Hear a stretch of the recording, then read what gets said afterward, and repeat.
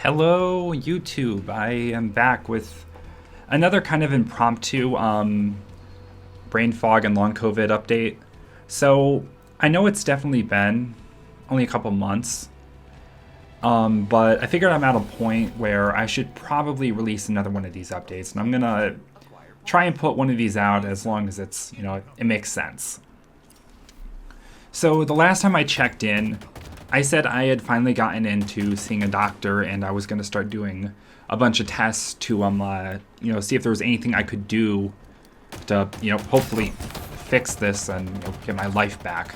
For those who are unfamiliar, I had COVID in November of 2020, and I recovered by the end of the month. But since then, I've had progressively worsening symptoms, including brain fog, serious fatigue, depression, anxiety,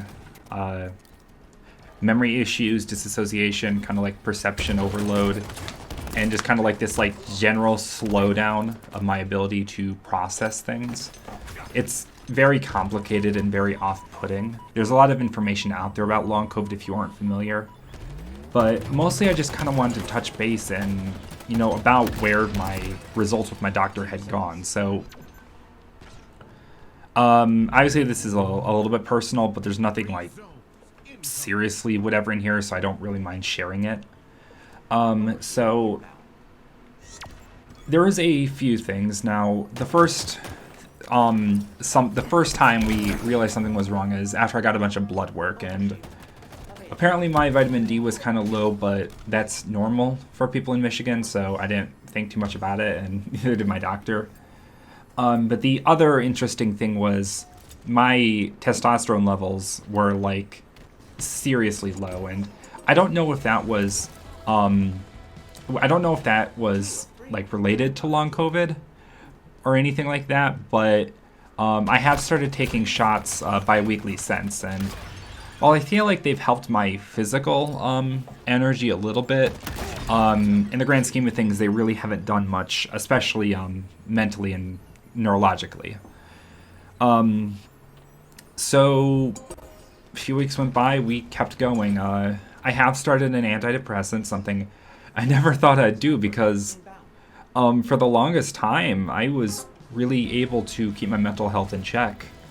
Did I have depression, anxiety? Yeah, but I was able to take care of it, but I started losing the ability to handle it as well. And so I have started an antidepressant, which definitely has been doing its job, but again, there hasn't been any big serious changes.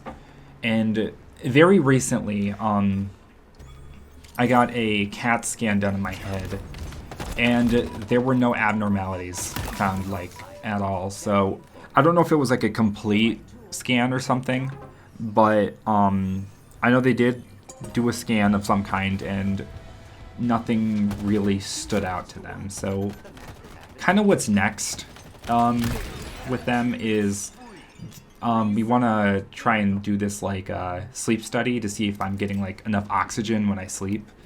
And as scary as it is, for a while, there was a while where I believed that possibly the brain fog was a result of just not getting enough oxygen, because I definitely from what I've heard and what I've read about people that they were oxygen deprived for a while, it kind of reminds me of this in a way, and that scares the ever-living shit out of me, because then I believe, and I might be completely wrong, but I'm fairly certain that's when you enter the possibility of brain damage and long-term permanence. That because when it comes to long COVID, one of my biggest fears for the longest time was, well, there's two. There's one, am I ever going to be able to fix this, or just cure it, get rid of it, have some relief? And the second one is, if I can stop the progression of this, is it reversible? Because I don't know. Virtually nobody knows. They don't even understand the basics of it, and it's obviously something my doctor's never heard of. It's still something most of the world has never heard of. COVID, yes, but long COVID, no. I'm at that point where I'm probably going to have to start looking for a job anyway, even if it's going to be like an actual nightmare to try and work something while I'm in this condition, just because, you know, adulting. But hopefully, I mean, if nothing comes out of the sleep test, which I'll be honest, I'm completely running out of opium right now, I'm out of ideas, and at that point, I'm gonna leave it to my doctor because I don't know. I've had like some very, very minor improvements, minuscule, but nothing that's come even close to just, you know, doing anything for like the disassociation and the brain fog. So, the day of recording, which is probably the day this is going up, I am just a few days from BLFC, which I'm going to be traveling several days there, spending several days there, and then several days back.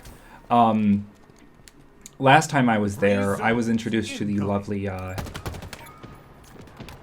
lovely thing that is altitude sickness. And I remember I did have brain fog at the time, but it wasn't nearly as bad as it was now, obviously. That was about 7 or 8 months ago, I think. I don't remember how long it's been. But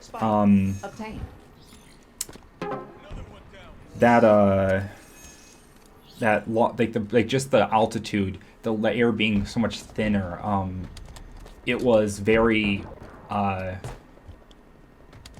felt a lot dizzier than normal. And I'm concerned that compounding on where my fog is now, which is way dizzier than I felt when I was there last time, it could be not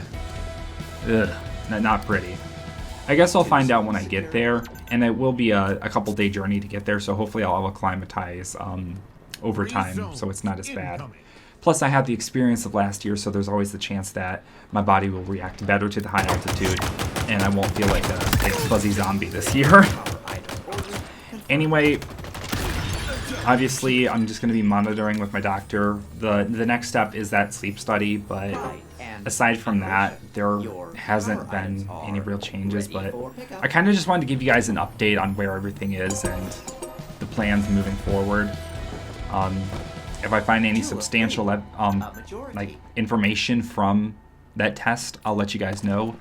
If not, maybe it'll be a little bit longer, but I guess I should never have expected this to be an easy journey, even once I did get in to see a doctor. But and I don't think I did, but it's just it's so insufferable sometimes, like long COVID, that I really wish that there was an easier way out, or there was some sort of refuge, because I mean, basically a world where anybody that I don't know personally or have like a lot of time to talk to has no idea what this is.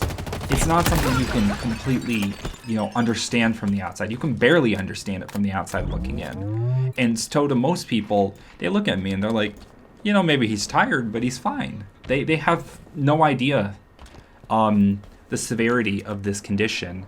And when it comes to having to work a job, or, you know, deal with college, or just do general shit like getting out of the house, walking half a mile somewhere, it's getting really difficult. And I wish, even if I can't get to a position where things are going to be better, I just wish the world would wake up. Specifically, the US would just wake up and realize this is a thing, and the people that are fighting with it, because I am not even close to being alone, just how much we're struggling. And honestly, we need help. We need a lot of help. So, not to sound like I'm loathing myself too much, I'm gonna go ahead and leave it there, guys. Despite all this, I am like incredibly excited for the con, and a lot of other things going on in the background. It's very stressful right now, as tends to be always, but there's enough positive things going on to keep my spirits high. So I'm gonna go ahead and go, and I will see you all next time, hopefully when I have some, you know, better news. Until then, I'll see you later. Bye.